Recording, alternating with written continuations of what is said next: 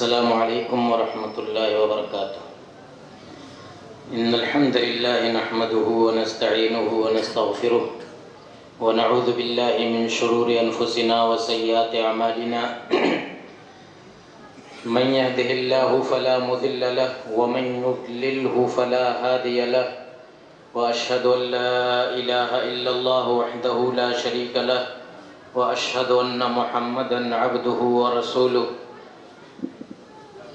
يا أيها الذين آمنوا اتقوا الله حق تقاته ولا تموتن إلا وأنتم مسلمون يا أيها الناس اتقوا ربكم الذي خلقكم من نفس واحدة وخلق منها زوجها وبث منهما رجالا كثيرا ونساء واتقوا الله الذي تساءلون به والأرحام إن الله كان عليكم رقيبا يا أيها الذين آمنوا اتقوا الله وقولوا قولا سديدا يصلح لكم أعمالكم ويغفر لكم ذنوبكم ومن يطع الله ورسوله فقد فاز فوزا عظيما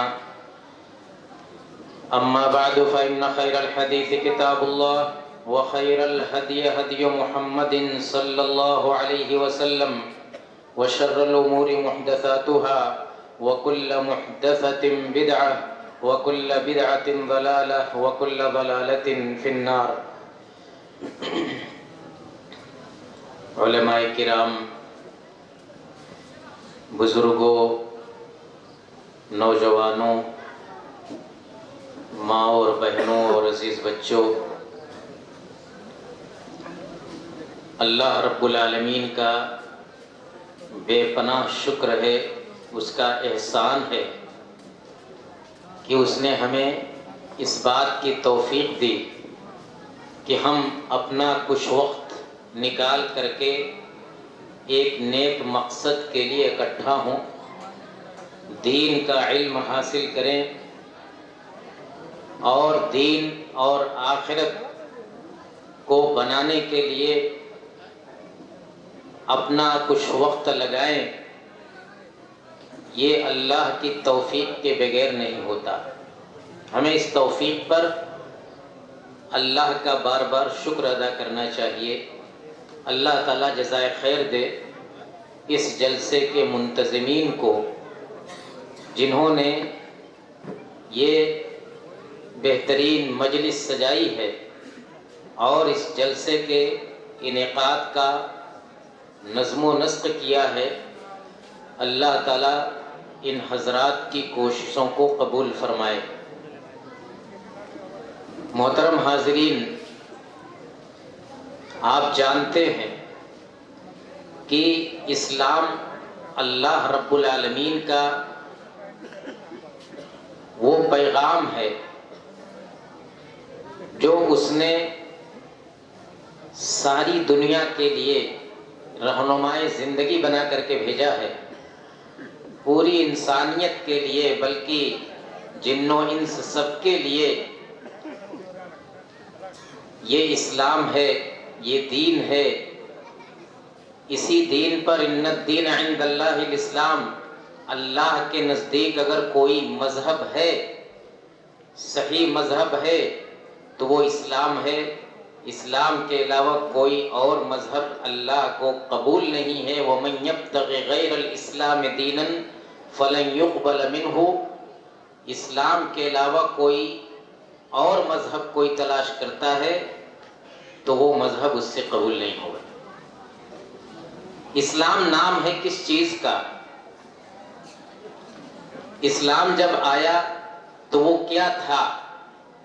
کس چیز کو اسلام کہا جاتا تھا؟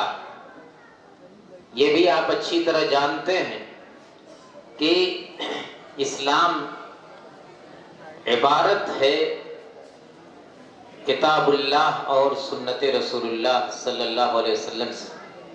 انہی دونوں چیزوں کے مجموعے کا نام اسلام ہے. ہم اللہ کا بار بار شکر ادا کرتے ہیں کہ اللہ رب العالمین نے ہمیں کتاب و سنت کا حامل بنایا. اللہ رب العالمین نے آج دنیا کے اندر اسلام سے نسبت رکھنے والے ڈھیر سارے فرقوں اور گروہوں میں جو سب سے صحیح، سب سے معتبر اور سب سے درست نسبت ہے وہ کتاب و سنت کی دعوت کی نسبت ہے، کتاب اللہ اور سنت رسول اللہ ہی کو اصل اسلام سمجھنے کی نسبت ہے۔ اور اللہ رب العالمین نے ہمیں اس بات کی توفیق دی ہے کہ ہم اس دعوت سے جڑے ہوئے ہیں، اور ہم ادھر ادھر کی پگڈنڈیوں پر چلنے کے بجائے صراط مستقیم پر چلنے کی کوشش کرتے ہیں، اور ہم یہ عقیدہ رکھتے ہیں کہ اسلام کے تعلق سے، دین کے تعلق سے اتباع اگر ہے تو اللہ کی اور اس کے رسول خاتم النبیین جناب محمد الرسول اللہ صلی اللہ علیہ وسلم کی۔ میرے بھائیوں، اسی کو ہم اہل حدیث کے لفظ سے تعبیر کرتے ہیں۔ اہل حدیث کا لفظ اور اہل حدیث کی تاریخ کیا ہے، اہل حدیث کا تعارف کیا ہے، جب ہم اس دعوت سے جڑے ہوئے ہیں، اس تحریک سے جڑے ہوئے ہیں، ہم اپنے آپ کو اہل حدیث کہتے ہیں، تو ہمیں اپنی تاریخ معلوم ہونا چاہیے، ہمیں اپنا تعارف معلوم ہونا چاہیے۔ یہ کسی سے لڑنے جھگڑنے کے لیے نہیں بات کی جا رہی ہے، بلکہ ہمیں، جب ہم ایک چیز کے دعوے دار ہیں، جب ایک چیز کو ہم نے اپنا عقیدہ بنایا ہے، تو ہمیں اپنی تاریخ معلوم ہونی چاہیے، ہمیں اپنی اصل حقیقت معلوم ہونا چاہیے کہ آخر اہل حدیثیت ہے کیا چیز، اور یہ کب سے شروع ہوئی اور کب تک یہ دعوت رہے گی اس روئے زمین پر، یہ ہمیں علم ہونا چاہیے، تاکہ ہم علی وجہ البصیرہ علم کے ساتھ اور یقین کے ساتھ اللہ رب العالمین کی عبادت کریں، اور اپنے اس منہج پر اور اپنی اس تحریک پر ہم قائم و دائم رہیں۔ آپ جانتے ہیں کہ قرآن کریم کے اندر جگہ جگہ اللہ کی اطاعت اور رسول کی اطاعت کی بات کہی گئی ہے۔ اہل حدیث بھی اسی بات کی دعوت دیتا ہے کہ ایک اللہ کی اور اس کے بھیجے ہوئے نبی کی اطاعت کی جائے۔ لفظ اہل حدیث کے بارے میں آپ غور کریں، حدیث والے لفظی معنی ہوا اہل حدیث کا، اہل حدیث ہو، حدیث والے۔ اصل میں لفظ حدیث تو اللہ کے نبی صلی اللہ علیہ وسلم کے قول کو، آپ کے قول کو، آپ کے فعل کو اور آپ کی تقریر کو کہا جاتا ہے۔ یعنی اللہ کے نبی صلی اللہ علیہ وسلم نے جو باتیں اپنی زبان سے کہیں وہ حدیث ہیں، اللہ کے نبی صلی اللہ علیہ وسلم نے جو عمل کر کے ہمارے سامنے پیش کیا وہ حدیث ہے، آپ کے سامنے جو کام کیا گیا اس کام پر آپ دیکھ کر کے، جان کر کے خاموش رہے، اس کو حدیث تقریری کہتے ہیں۔ ان تین چیزوں کے مجموعے کو حدیث کہتے ہیں۔ تو اس کے ساتھ ہی ساتھ آپ کو یہ بھی جاننا ہوگا کہ قرآن کریم کو بھی حدیث کہا جاتا ہے، قرآن کریم کو بھی حدیث کہا جاتا ہے۔ کوئی یہ نہ سمجھے کہ حدیث کا مطلب یہ کہ صرف حدیث کو مانتے ہیں، قرآن کا ان سے کوئی تعلق نہیں ہے، نہیں، ایسی بات نہیں ہے۔ خود قرآن کے اندر اللہ تعالیٰ نے جگہ جگہ قرآن کو حدیث کہا ہے۔ اللہ نزل احسن الحدیث کتابا متشابہا مثانیہ تقشعر منہ جلود الذین یخشون ربہم۔ اللہ تعالیٰ نے احسن الحدیث نازل کیا، بہترین کلام نازل کیا۔ حدیث کا معنی ہوتا ہے کلام۔ اللہ تعالیٰ نے احسن الحدیث نازل کیا، اور وہ احسن الحدیث کیا ہے؟ اللہ تعالیٰ کا کلام یعنی قرآن کریم۔ فَبِأَيِّ حَدِيثٍ بَعْدَهُ يُؤْمِنُونَ۔ اس قرآن کے بعد کس چیز پر وہ ایمان لائیں گے؟ یہاں بھی قرآن کو حدیث کہا گیا ہے۔ اس طرح سے قرآن کی بہت ساری آیتوں میں قرآن کو حدیث کہا گیا ہے، یہاں تک کہ نبی اکرم صلی اللہ علیہ وسلم کی حدیثوں کے اندر بھی قرآن کریم کو حدیث کہا گیا ہے۔ آپ خطبہ مسنونہ میں بار بار سنتے ہیں کیا؟ ان خیر الحدیث کتاب اللہ، ان خیر الحدیث کتاب اللہ، بہترین حدیث قرآن ہے، بہترین حدیث قرآن ہے۔ تو دیکھیے قرآن نے بھی قرآن کو حدیث کہا ہے اور نبی نے بھی قرآن کو حدیث کہا ہے۔ اب مطلب یہ ہوا کہ اہل حدیث کا مطلب یہ ہوا کہ قرآن کو ماننے والے اور حدیث کو ماننے والے، قرآن کو ماننے والے اور حدیث کو ماننے والے۔ البتہ لفظ حدیث کا انتخاب اس لیے ہوا کہ ایک وقت میں لوگ حدیث کو چھوڑ کر کے رائے اور قیاس کی طرف زیادہ توجہ دے رہے تھے، بدعتوں میں ملوث ہو رہے تھے، تو ان سے امتیاز کرنے کے لیے خاص طور سے کبھی اہل الحدیث کا لفظ استعمال کیا گیا، کبھی اہل سنت کا لفظ استعمال کیا گیا، اہل بدعت سے اپنے آپ کو الگ کرنے کے لیے کبھی اہل الاثر کا لفظ استعمال کیا گیا، کبھی محمدی کہا گیا۔ متعدد وصفی نام ہیں اس جماعت کے۔ تو سب سے پہلی بات ہمیں جو یہ جاننا ہے کہ لفظ اہل حدیث کا مطلب ہوتا ہے قرآن و حدیث دونوں کو ماننے والے، دونوں پر ایمان رکھنے والے اور دونوں پر عمل کرنے والے۔ اور یہ چیز یہ جماعت نے اپنے آپ اس منہج کا انتخاب نہیں کیا ہے، بلکہ اسلام انہی دونوں چیزوں کے مجموعے کا نام ہی ہے۔ اطیعوا اللہ و اطیعوا الرسول، اللہ کی اطاعت کرو اور رسول کی اطاعت کرو۔ قل اطیعوا اللہ والرسول، اے نبی آپ کہیے کہ اللہ اور اس کے رسول کی اطاعت کرو۔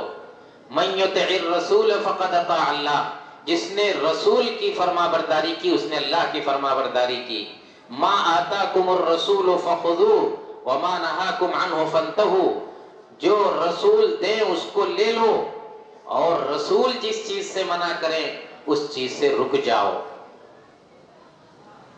پیارے نبی جناب محمد الرسول اللہ صلی اللہ علیہ وسلم نے ہمیں جو نصیحتیں کی ہیں ان میں سے ایک نصیحت آپ کی جو ہمیشہ ہمیں یاد رکھنا چاہیے، ترکت فیکم شیئین لن تضلوا ما تمسکتم بہما، کتاب اللہ و سنتی، میں تمہارے بیچ دو چیزیں چھوڑے جا رہا ہوں، جب تک ان دونوں چیزوں کو مضبوطی سے پکڑے رہو گے تم گمراہ نہیں ہو سکتے۔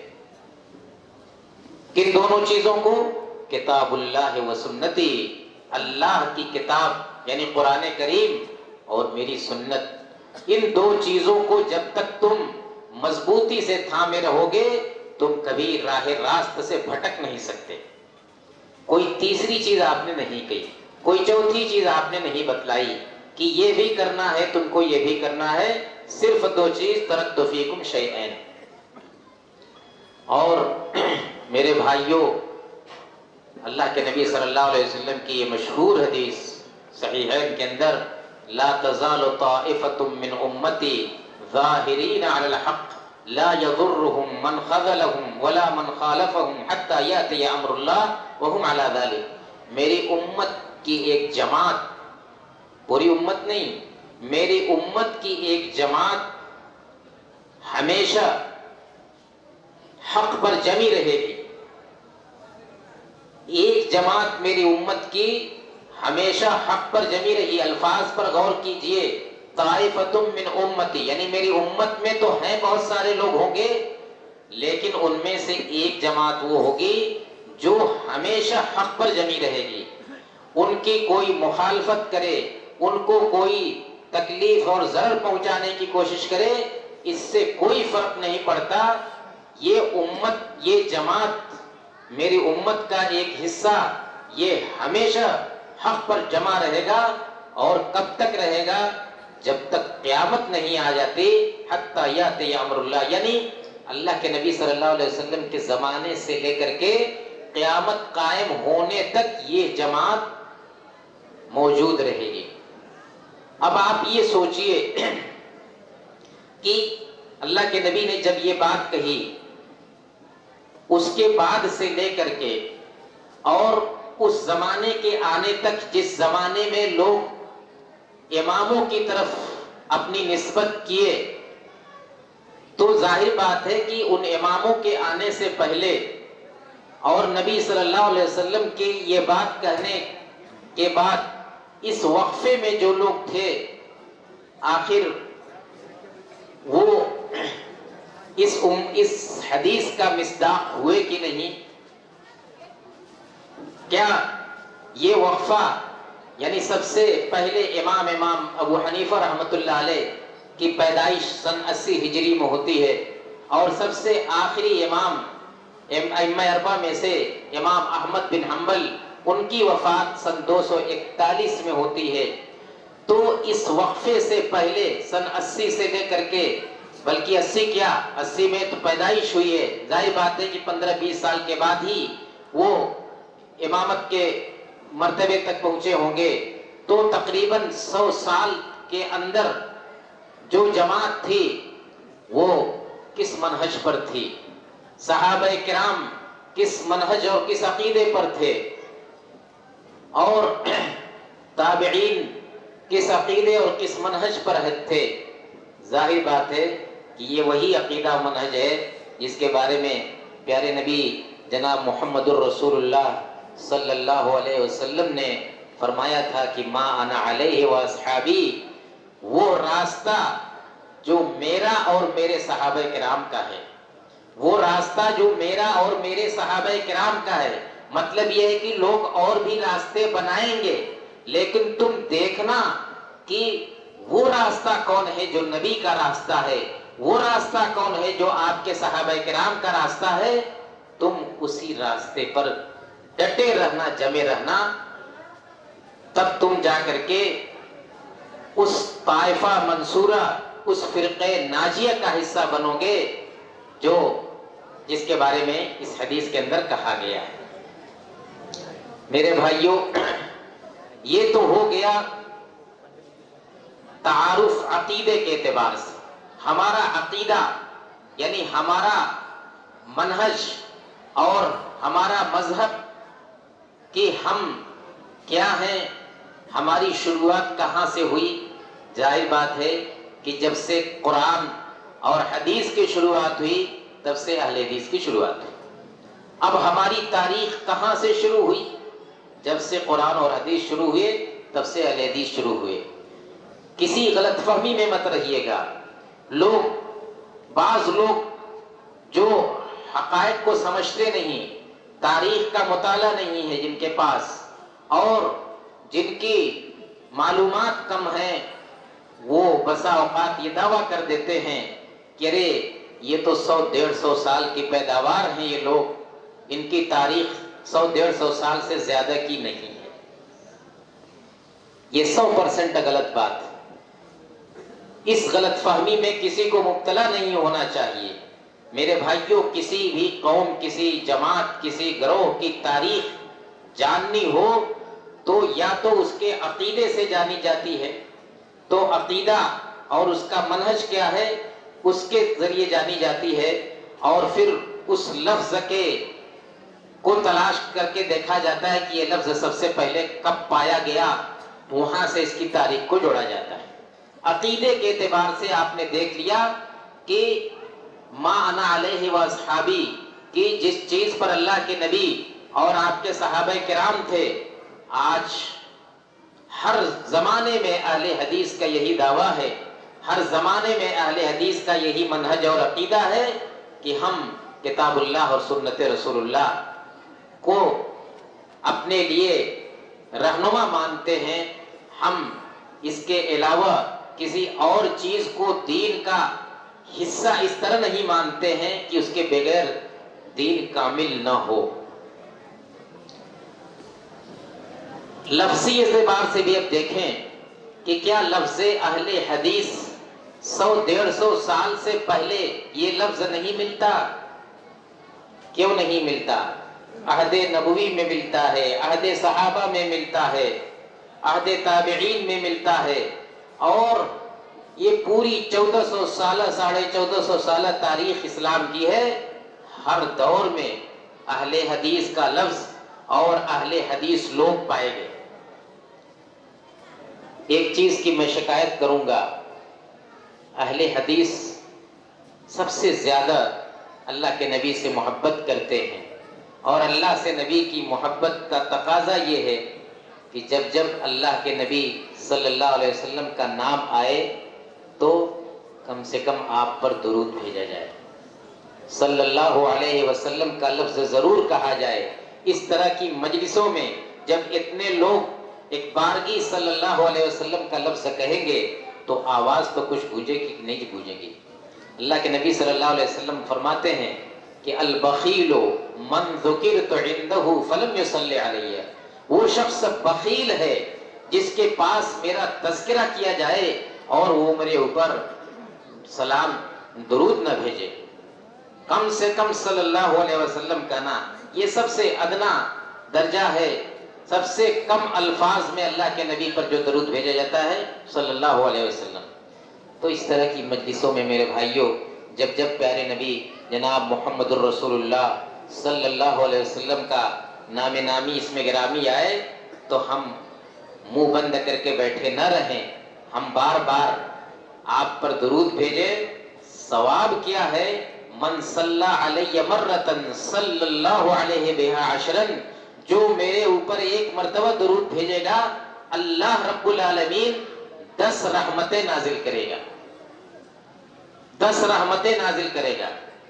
نواب صدیق حسن خان رحمۃ اللہ علیہ نے لکھا ہے کہ سب سے زیادہ خوش نصیب اہل حدیث ہیں کہ وہ سب سے زیادہ حدیث پڑھتے ہیں، اور حدیث جب پڑھتے ہیں تو اللہ کے نبی کا نام آتا ہے، جب جب اللہ کے نبی صلی اللہ علیہ وسلم کا نام آتا ہے تو وہ اللہ کے نبی صلی اللہ علیہ وسلم پر درود بھیجتے ہیں۔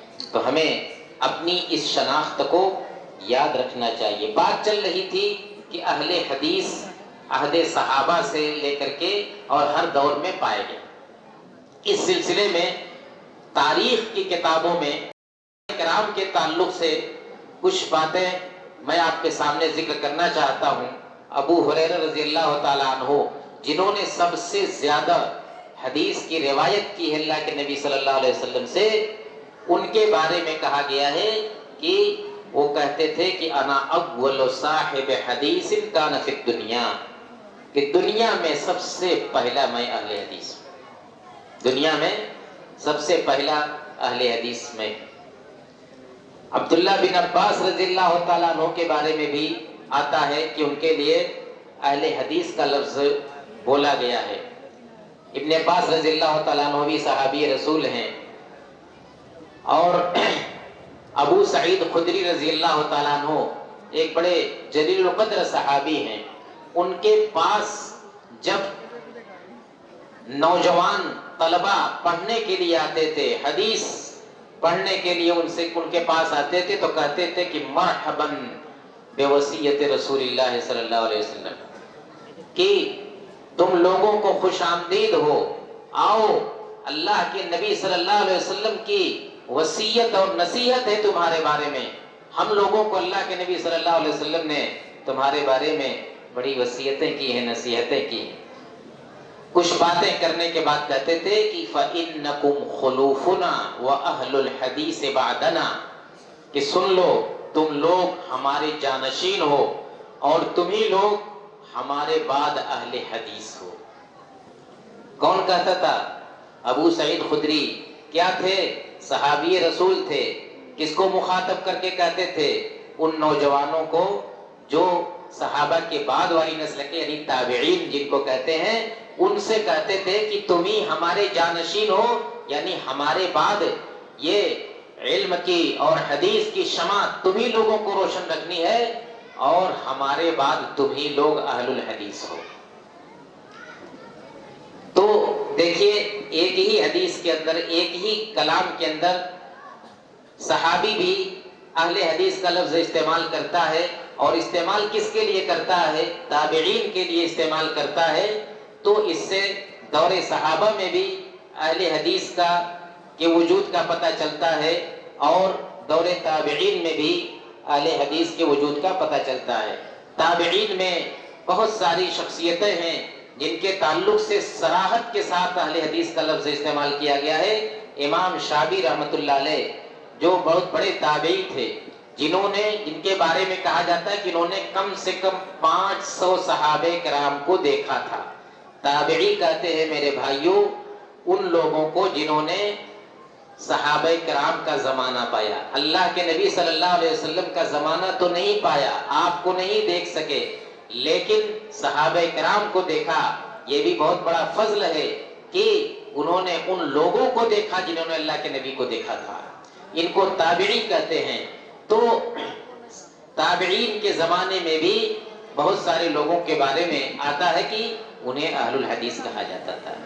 تو یہ امام شعبی جو تابعی تھے، جو کم سے کم 500 صحابہ کرام کو دیکھا تھا جنہوں نے، اور صحابہ کرام میں سے 48 لوگوں سے انہوں نے حدیث روایت کی تھی، ان کے بارے میں کہا گیا ہے کہ یہ خود اہل حدیث تھے، اور یہ خود اپنی زبان سے صحابہ کرام کو اہل الحدیث کہا کرتے تھے۔ امام مالک رحمۃ اللہ علیہ کے بارے میں امام مسلم نے اپنی کتاب صحیح مسلم کے مقدمے میں ان کو امام اہل الحدیث کہا ہے، اہل حدیث کا امام کہا ہے۔ کس کو؟ امام مالک رحمۃ اللہ علیہ کو، جو امام ابو حنیفہ رحمۃ اللہ علیہ کے بعد جو سب سے پہلے پیدا ہوئے چاروں ائمہ میں، وہ امام مالک رحمۃ اللہ علیہ ہیں۔ ان کے بارے میں یہ بات امام مسلم نے کہی ہے۔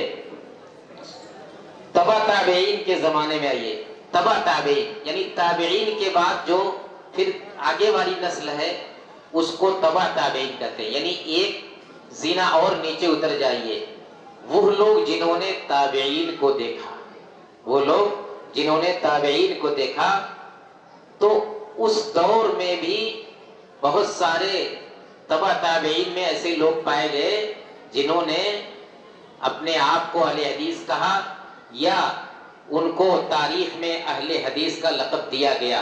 مثال کے طور پر سفیان بن عیینہ، سفیان بن عیینہ ایک بڑے عالم ہیں تبع تابعین کے دور کے، ان کے بارے میں لکھا ہے مورخین نے، وہ کہتے ہیں کہ سب سے پہلے امام ابو حنیفہ رحمۃ اللہ علیہ نے مجھ کو اہل حدیث بنایا۔ کس نے اہل حدیث بنایا؟ امام ابو حنیفہ رحمۃ اللہ علیہ نے سب سے پہلے مجھ کو اہل حدیث بنایا، اور یہ کسی اور کتاب میں نہیں لکھا ہے۔ ایک کتاب ہے حدائق الحنفیہ، ایک حنفی عالم ہی کی کتاب ہے جس میں حنفی علماء کے بارے میں اور ان کی سوانح وغیرہ لکھی ہے۔ اس کتاب کے اندر لکھا ہوا ہے کہ سفیان بن عیینہ جو تبع تابعی تھے، وہ کہتے ہیں کہ سب سے پہلے امام ابو حنیفہ رحمۃ اللہ علیہ نے مجھ کو اہل حدیث بنایا۔ سفیان ثوری بھی اسی دور کے ہیں تبع تابعین کے، ان کے بارے میں بھی صراحت آتی ہے کہ ان کو بھی اہل حدیث کے لقب سے یاد کیا گیا ہے۔ اور در مختار نام کی ایک کتاب ہے فقہ حنفی کی، بہت مشہور کتاب ہے۔ میں میرے بھائیوں ان کتابوں کا حوالہ کسی لڑائی جھگڑے کے لیے نہیں دے رہا ہوں، صرف یہ بتلانے کے لیے دے رہا ہوں کہ ہمیں یہ علم ہو کہ ہماری تاریخ کہاں سے جڑی ہوئی ہے، اور جو لوگ اس کا انکار کرتے ہیں وہ کم سے کم اپنی ہی کتابیں پڑھ کر کے دیکھ لیں کہ ان کی ہی کتابوں میں اہل حدیث کا تذکرہ کتنی بار آیا ہے، اور وہ پہلی صدی سے لے کر کے اب تک ہر دور کے اندر یہ تذکرہ آیا ہے۔ در مختار نام کی بڑی مشہور کتاب ہے، اس کے اندر لکھا ہوا ہے ایک جگہ، جب امام ابو حنیفہ رحمۃ اللہ علیہ بغداد پہنچے تو اہل حدیث نے ان سے سوال کیا کہ رطب کی خرید و فروخت تمر کے بدلے میں جائز ہے کہ نہیں، یعنی تازہ کھجور کے بدلے خشک کھجور کو بیچنا یہ جائز ہے کہ نہیں؟ کس نے پوچھا؟ اہل حدیث نے پوچھا۔ اس کا مطلب ہے کہ لفظ اہل حدیث اس زمانے میں امام ابو حنیفہ رحمۃ اللہ علیہ کے زمانے میں یہ لفظ استعمال ہوتا تھا، تب تو اس میں کہا گیا ہے کہ ایک اہل حدیث نے آپ سے پوچھا کہ ایک مسئلہ پوچھا، کم سے کم اس میں صراحت اس بات کی ہے کہ کس نے پوچھا؟ اہل حدیث نے پوچھا۔ میرے بھائیوں، ائمہ اربعہ سب کے سب اہل حدیث تھے، سب کے سب کا وہی عقیدہ تھا جو آج اہل حدیث کا عقیدہ ہے۔ یہ سب اپنی جگہ پر کتاب و سنت کے ماننے والے تھے، اور سب کے سب وہی عقیدہ وہی ایمان رکھتے تھے جس عقیدے اور ایمان کے اہل حدیث دعوے دار ہیں۔ اصول الدین نام کی ایک کتاب ہے جس میں امام ابو حنیفہ رحمۃ اللہ علیہ کا عقیدہ بیان کرتے ہوئے لکھا ہے کہ اصل ابی حنیفہ فی الکلام کا اصل اصحاب الحدیث یا کا اصول اصحاب الحدیث۔ امام ابو حنیفہ رحمۃ اللہ علیہ کے اصول یعنی عقائد ویسے ہی ہیں جیسے اہل حدیث کے عقائد۔ امام ابو حنیفہ رحمۃ اللہ علیہ کے عقائد ویسے ہی ہیں جیسے اہل حدیث کے عقائد ہیں۔ بعد کے دور میں اور آگے بڑھیے، عبد القادر جیلانی ایک بڑے عالم گزرے ہیں، اور ہمارے ملک کے بہت سارے گروہ اسلام کی طرف نسبت رکھنے والے گروہ ان کو اپنا پیر اور نہ جانے کیا کیا مانتے ہیں۔ امام عبد القادر جیلانی رحمۃ اللہ علیہ، ان کی بڑی مشہور کتاب ہے غنیۃ الطالبین۔ غنیۃ الطالبین، اس میں انہوں نے لکھا ہے کہ اہل بدعت کی علامت ہے کہ وہ اہل حدیث کو برا بھلا کرتے ہیں۔ اہل بدعت کی علامت ہے کہ اہل حدیث کو برا بھلا کرتے ہیں، گویا کہ اہل حدیث کو برا بھلا کہنے والا یہ بدعتی ہی ہو سکتا ہے، یہ اس کی علامت ہے۔ اور انہوں نے کہا کہ وَلَا اسْمَ لَهُمْ إِلَّا اسْمٌ وَاحِدٌ وَهُوَ أَصْحَابُ الْحَدِيثِ، ان کا ایک ہی نام ہے، اس کے علاوہ کوئی اور نام نہیں ہے، اور وہ ہے اصحاب الحدیث یعنی اہل حدیث۔ اس سے معلوم ہوا کہ عبد القادر جیلانی رحمۃ اللہ علیہ بھی اس بات کو جانتے تھے اور اس بات کو محسوس کرتے تھے اور اچھی طرح سمجھتے تھے کہ اہل حدیث کیا ہے، اہل حدیث کہتے کس کو ہے، اہل حدیث سے کون محبت کرتا ہے، اہل حدیث سے کون محبت نہیں کرتا ہے۔ اور آگے بڑھیے 5ویں صدی ہجری میں آئیے۔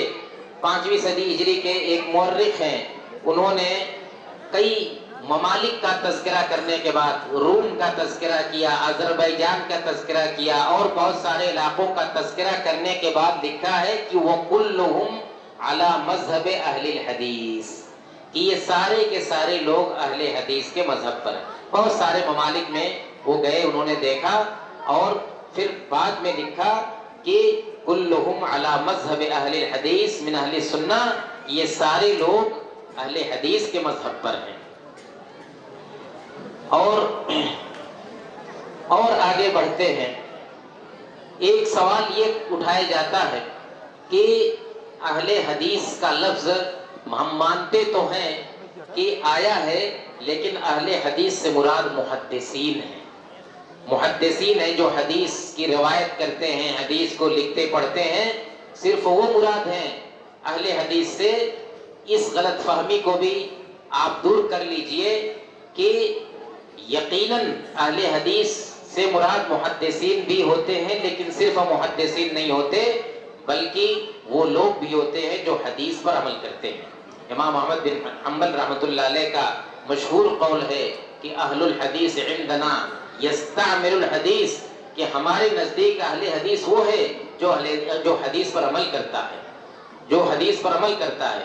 اور اس طرح کی بہت ساری مثالیں موجود ہیں جس سے پتہ چلتا ہے کہ محدثین کو بھی اہل حدیث کہا گیا ہے، اور ان غیر محدثین کو بھی جو حدیث پڑھتے پڑھاتے حدیث پر عمل کرتے ہیں اور کسی کی تقلید نہیں کرتے.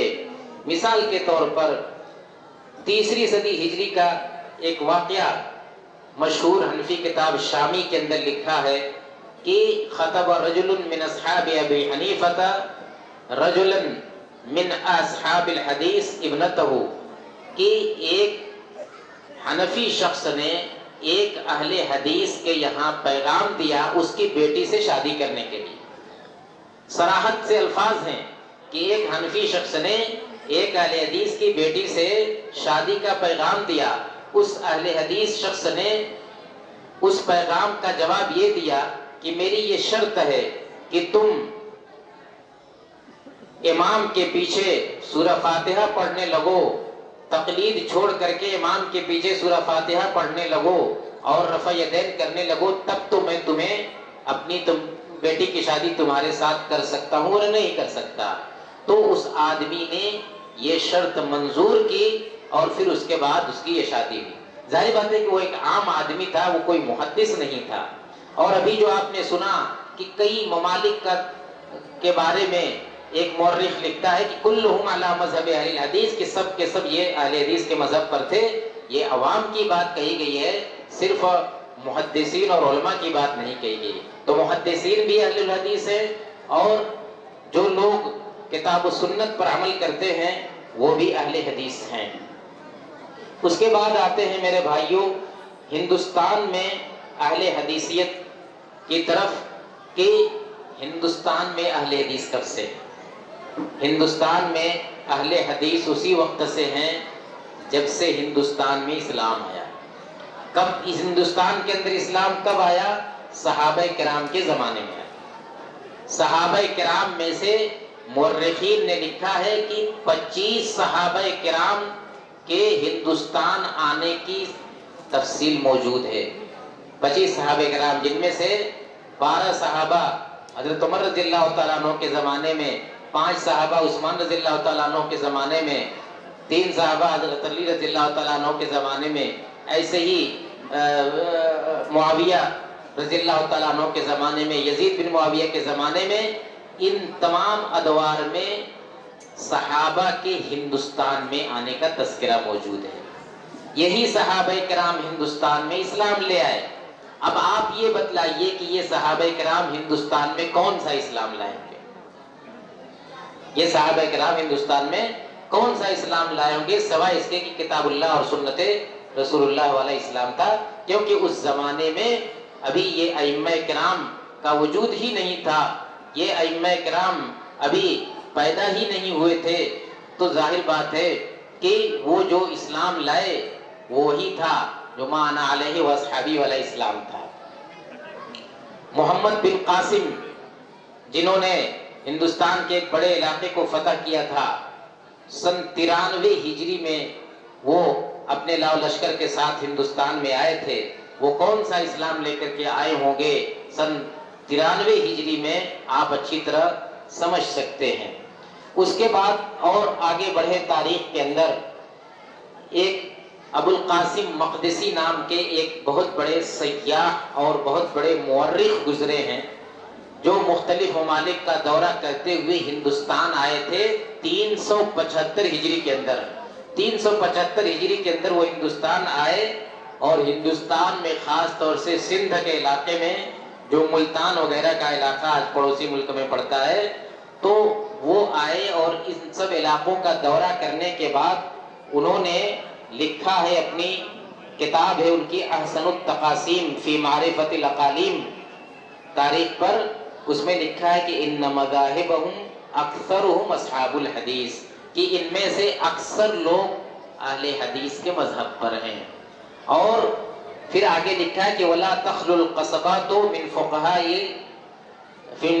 فقہاء علی مذہب ابی حنیفہ رحمہ اللہ، کہ اور کچھ علاقوں میں ابو حنیفہ رحمۃ اللہ علیہ کے مذہب پر عمل کرنے والے فقہا بھی موجود ہیں کچھ علاقے میں.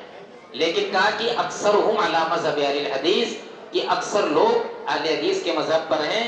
پھر لکھا ہے کہ یہاں کوئی شافعی نہیں ہے، یہاں کوئی مالکی نہیں ہے، کوئی حنبلی نہیں ہے، بلکہ ایک ظاہری مذہب کے عالم سے بھی ان کی ملاقات ہوئی، ان کا بھی تذکرہ کیا ہے۔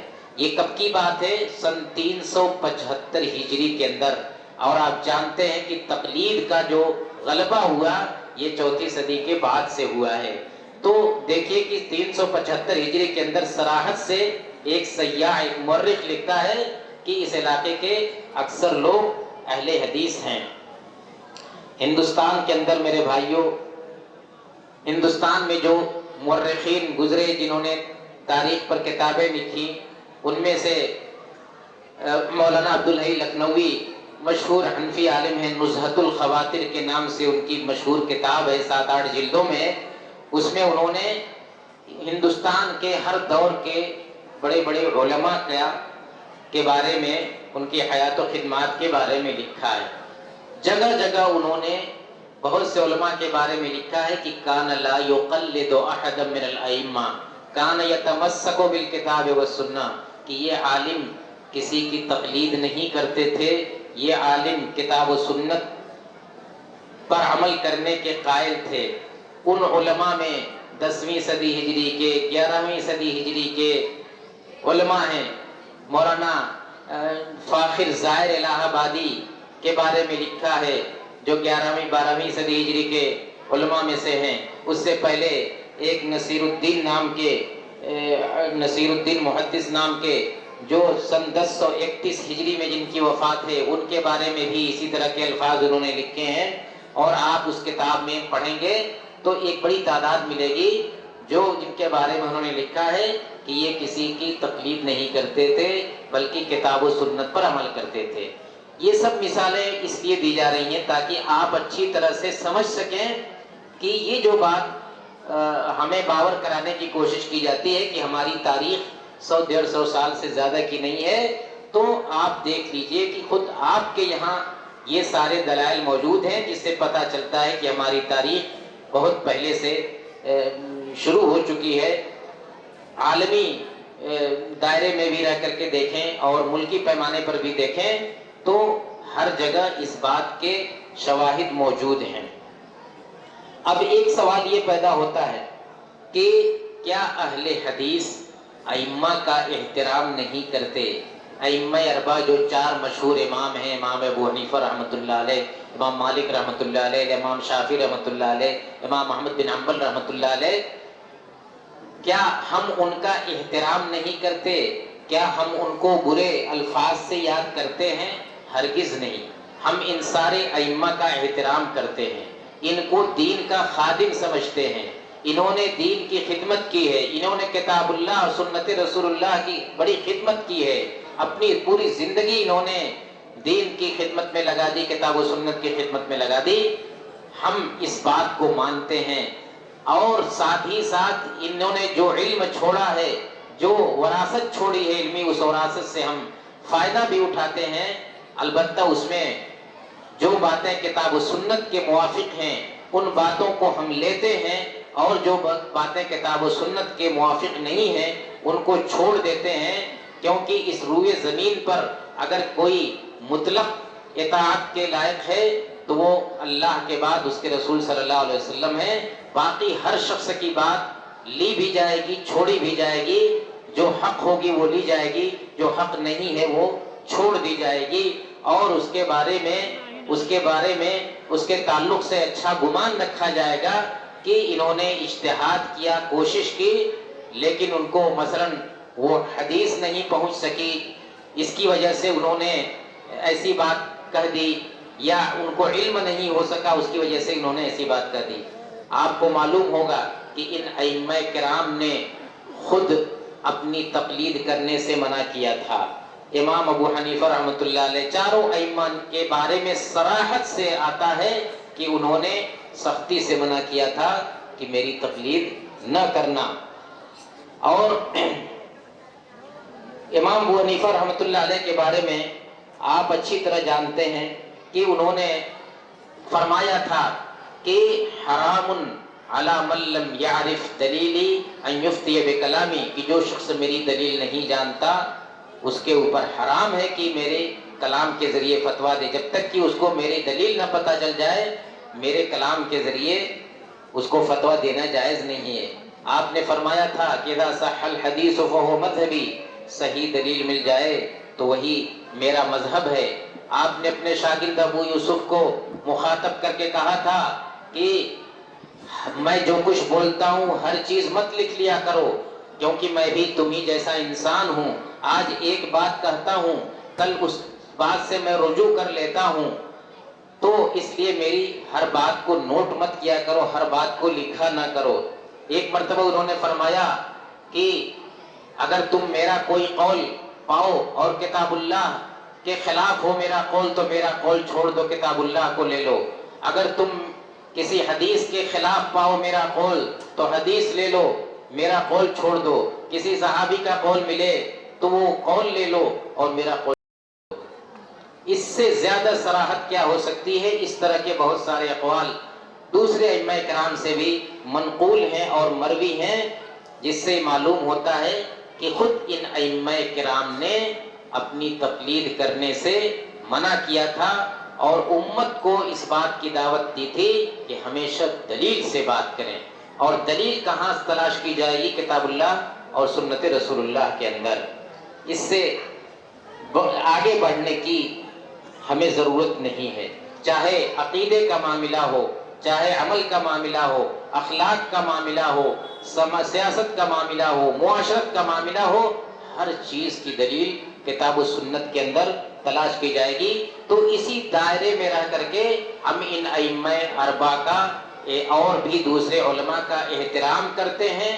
انہوں نے دین کی جو خدمت کی ہے اس خدمت کا ہم اعتراف کرتے ہیں۔ ایک بات اور بھی غور کیجئے گا اس تعلق سے کہ ہماری جماعت نے ایسی ایسی کتابیں لکھی ہیں، شائع کی ہیں، جن میں ان ائمہ کرام کے مقام و مرتبے کو بیان کیا گیا ہے۔ صرف مقام و مرتبہ ہی کو نہیں بیان کیا گیا ہے بلکہ ان کا دفاع بھی کیا گیا ہے۔ ان کے وہ اقوال جو حدیثوں کے خلاف ہیں اس میں ان کے لیے عذر تلاش کیا گیا ہے کہ انہوں نے یہ بات کیوں کہی جبکہ حدیث میں اس کے خلاف ہے، تو بتلایا گیا کہ انہوں نے اس وجہ سے کہی ہوگی کہ ہو سکتا ہے کہ ان کو وہ حدیث نہ پہنچی ہو، یا اس وجہ سے کہا کہ حدیث پہنچی ہو لیکن وہ حدیث ان کو صحیح سند سے نہیں پہنچی ہو، یا حدیث پہنچی ہو وہ بھول گئے ہوں اس وقت اور انہوں نے حدیث کے خلاف فتویٰ دے دیا ہو۔ یہ سب عذر تلاش کیا ہے۔ شیخ الاسلام ابن تیمیہ رحمۃ اللہ علیہ کا چھوٹا سا رسالہ ہے رفع الملام عن الائمۃ الاعلام کے نام سے، جس میں انہوں نے تفصیل سے لکھا ہے، انہوں نے 10 عذر بیان کیا ہے کہ جن ائمہ نے حدیث کے خلاف کوئی بات کہی تو ان کے سامنے کیا مجبوری رہی ہوگی، کیا مثالوں سے انہوں نے تشریح کی ہے کہ ان عذر کی وجہ سے انہوں نے حدیث کے خلاف کوئی بات کہی۔ گویا کہ ان کو لعنت ملامت نہیں کیا، بلکہ کوئی لعنت کرتا ہے تو رفع الملام اس لعنت کو دور کرتے ہیں کہ نہیں وہ قابل لعنت نہیں، بلکہ انہوں نے اس پس منظر میں ایسی بات کہی ہوگی۔ اس کتاب کا ترجمہ بھی ایک اہل حدیث عالم کرتا ہے اور یہ کتاب ہمارے مدارس کے اندر ہمارے علماء کے بیچ پڑھائی جاتی ہے۔ نواب صدیق حسن خان رحمۃ اللہ علیہ نے بھی اسی طرح کی ایک کتاب لکھی ہے فارسی زبان میں، جلب المنفع فی الذب عن الائمۃ المجتہدین الاربعہ۔ اس کا بھی یہی موضوع ہے، تقریباً فارسی زبان میں ہے، اس کا بھی ترجمہ ایک اہل حدیث عالم نے کیا ہے اور بڑے پیمانے پر یہ کتاب پڑھائی جاتی ہے۔ اس کے علاوہ بھی اور بھی بہت ساری کتابیں ہیں اور بہت سارا، تو کہنے کا مطلب یہ ہے کہ ہمارا موقف ائمہ کرام کے تعلق سے احترام کا ہے، ان کی خدمات کے اعتراف کا ہے۔ اگر کوئی ان کے بارے میں گستاخی کرتا ہے، ان کے بارے میں نازیبا بات کہتا ہے تو اس کا تعلق، اس کی ذمہ داری جماعت اہل حدیث کی نہیں ہے۔ میرے بھائیوں، آخر میں کچھ علماء کے اقوال ذکر کر کے اپنی بات ختم کروں گا کہ اہل حدیث علماء تو مانتے ہی ہیں کہ اہل حدیثوں کی دعوت کا ہمارے ملک میں کیا اثر رہا، دین اور ہمارے ماحول پر کیا اثر رہا۔ اس سلسلے میں مولانا سید سلیمان ندوی جو دیوبندی مکتب فکر کے ایک بہت بڑے عالم ہیں، انہوں نے بڑی تفصیل سے اس موضوع پر لکھا ہے کہ ہندوستان میں تحریک اہل حدیث کے کیا اچھے اچھے اثرات رہے۔ انہوں نے ایک جگہ لکھا ہے کہ اس تحریک کی وجہ سے، جماعت اہل حدیث کی وجہ سے بہت ساری بدعتوں کا خاتمہ ہوا اور توحید کی حقیقت نکھاری گئی، قرآن کی تعلیم و تفہیم کا آغاز ہوا، قرآن سے براہ راست ہمارا رشتہ جڑا۔ یہ کون کہہ رہا ہے؟ سید سلیمان ندوی، جو ایک مشہور حنفی عالم ہیں۔ کہا کہ قرآن سے ہمارا رشتہ دوبارہ جوڑا گیا، حدیث نبوی کی تعلیم، تدریس اور تعریف و اشاعت کی کامیاب کوشش ہوئی، فقہ کے مسائل کی چھان بین ہوئی، اور سب سے بڑی بات یہ ہے، مولانا لکھتے ہیں کہ سب سے بڑی بات یہ ہے کہ دلوں سے اتباع نبوی کا جذبہ جو گم ہو گیا تھا وہ دوبارہ پیدا ہو گیا۔ یہ تراجم علماء حدیث اہل حدیث ہند کے اندر کا انہوں نے مقدمہ لکھا ہے، اس میں بڑی تفصیل سے کئی صفحے میں یہ ہندوستان میں اہل تحریک اہل حدیث کے اثرات کے بارے میں لکھا ہے۔